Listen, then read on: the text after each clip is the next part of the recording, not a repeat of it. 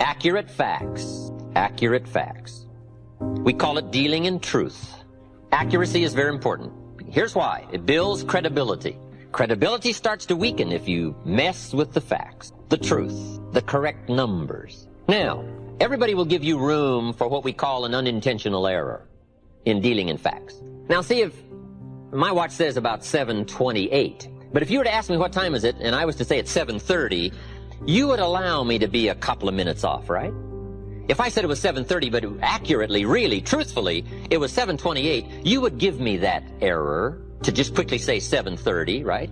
You would say, you didn't mean to mess up my life, right?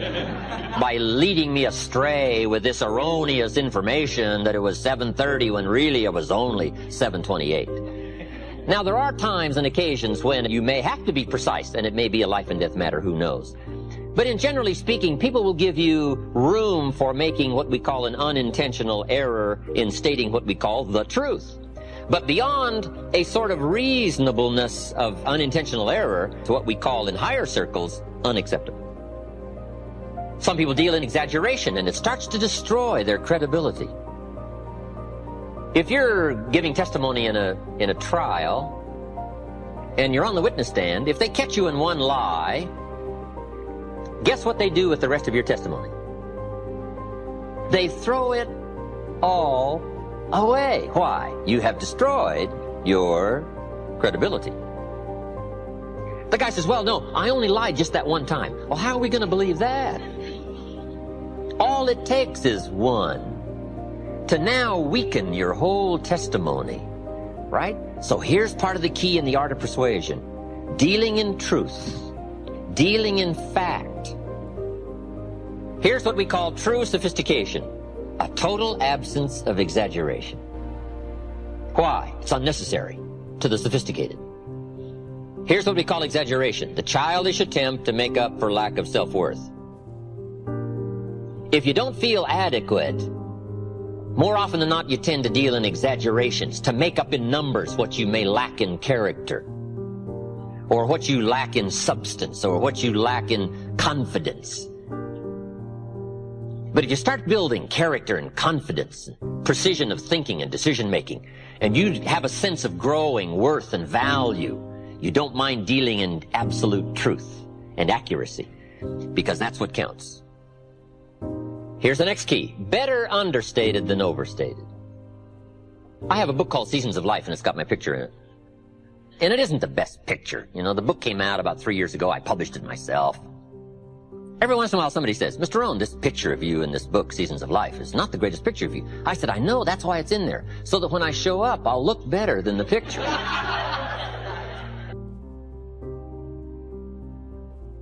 It's really interesting. I have a very different relationship with intermittent fasting. So I intermittent fast a lot. So I'm fasting almost 20 hours a day. How does it feel? Awesome.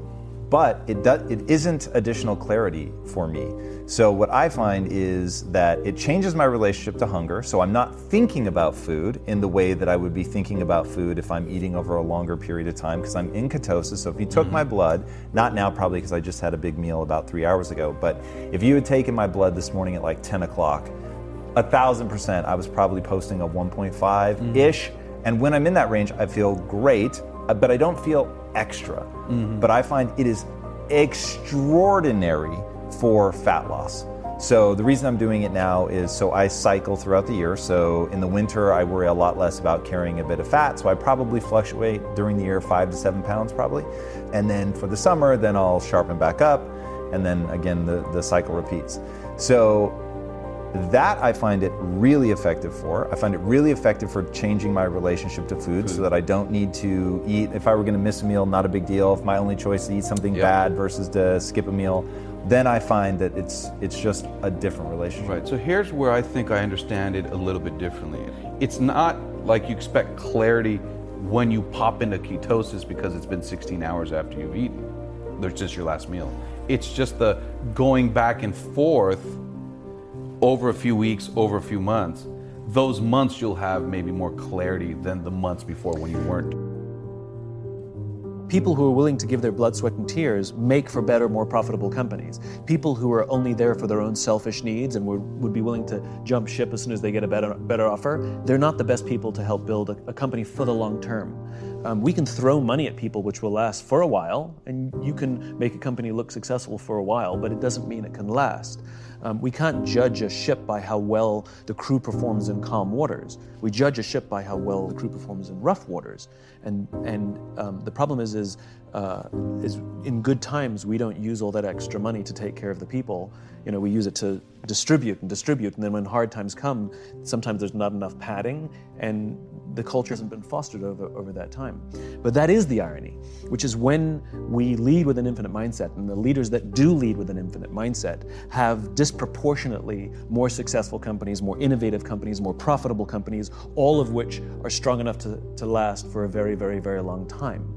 And not because they just have the financial wealth to weather storms, but the company continues to grow and innovate and reinvent itself so that it's relevant in the face of new technology and changing tastes and politics in the world. So that is the great irony, but it has to be genuine, meaning to say that I care about my people because they're a means to an end. It's like we only like you because you help us make money. Makes us not only feel used, but that we're a mechanism for somebody else's success. Where when we say we care about our people and money is the mechanism by which we can take care of people, the more money we make, the more we can take care of our people and serve our customers. It has a profound impact on our desire to give more. A lot of people, when they hit adversity, they're broken by it, and whether that's it's hard to get good at something, or it's something like that where it's prejudice sort of nakedly, it stops them, and they never overcome that. And you've said, and this is so interesting and exciting to me, especially in today's world, that worked almost as like a gravitational slingshot that threw you farther. So how do people capture that energy? I see what you did there, the slingshot, very good. So the slingshot, in case everyone doesn't know, so what happens is all the planets go in the same direction around the sun, because we all formed in a disk that rotated, a gaseous disk, and the planets condense out of that, so everybody's moving the same direction. From the top, it's counterclockwise, the top.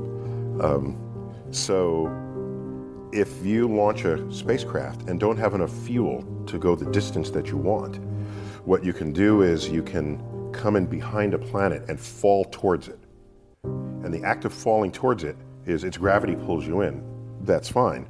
But the act of getting pulled in, you actually gain the speed of the orbit of the planet as well.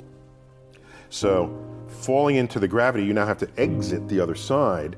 That will eat the speed that you gained by falling in because of its gravity, because that's symmetric. But that entire process, you gain the orbital speed of the planet coming out the other side. It's called a gravitational assist. And you can do like a multi-cushion pool shot in the solar system to get enough energy to reach Pluto or beyond. And almost all of our spacecraft that went into the distant solar system, rather than giving huge rockets, which are expensive, to get it there, you use a smaller rocket and what you're doing is you're stealing orbital energy from other planets, which is, they don't miss it, they'll be fine. Unless you did it like all the time, then you can mess them up, but Jupiter versus our spacecraft, Jupiter doesn't care. So I just want to explain the orbital assist in case others didn't know. So yes, these microaggressions are converted to enthusiasm to excel. And dare I say something that I think today many people are thinking, older folks are thinking, but they're not speaking. I'm going to say it. When I grew up, I'm probably older than you, it was very common to hear the phrase, "Sticks and stones can break my bones, but words will never hurt me." You recited this. This is what you were told when you came home, when you said, oh, this bully called me a name, or "Sticks and stones can break my bones, but words will never hurt me." And so this was an inoculation against hate speech, really, against just evil people, just nasty people. You were able to develop a system of defenses against unpleasant people out there. Who spends all their time talking to me and not what they did, but what they wish they did. And in that, there's something that I think could really work here, and here's what I mean by that. I believe that if everybody in this room had a better relationship with understanding time, they could be much happier. I feel like people are grossly impatient. I don't think that people that are 55 years old realize they have 20 more years of executing in a world where they grew up as kids and 55 seems so old and people were dying at a different age and retiring at a different age. The blueprint is laid out before you. Do your job. Do your job. When it's time to make a play, make it. In 4 quarters, we're going to see what you're made of. Your dream as motivation. When your dreams are dying and when you don't have enough strength to go on, I need you to stop the procrastination. You get what you work for, not what you wish for. Think about what you want, what you need, what drives you towards success. Have you always wanted it? So what are you doing about it? How are you changing? How are you making progress? If you're doing nothing, then how are you expected to even make a touch of progress? Stop wishing for something to happen because it never will. You need to work harder and harder. This will be the only way to drive yourself forward. Most people are spectators. They're like watching, they're observing. They show up to a place and they observe. They go to the party and I don't like the food. I don't like the vibe's weird. And then they're in this observer mode, or they show up into situations. It's okay. It's okay to fail. It's okay, because failure ain't that until you give up. Failure is growth. As long as you look at failure as a milestone of growth, and what did you learn from it, and how did you move forward from that? That, to me, is growth. It's not failure. The last thing I will ever do is fake perfection. I want to keep making mistakes all my life because I know I'm working hard when I do that. Failure is a learning lesson. We need to reframe our belief about failure.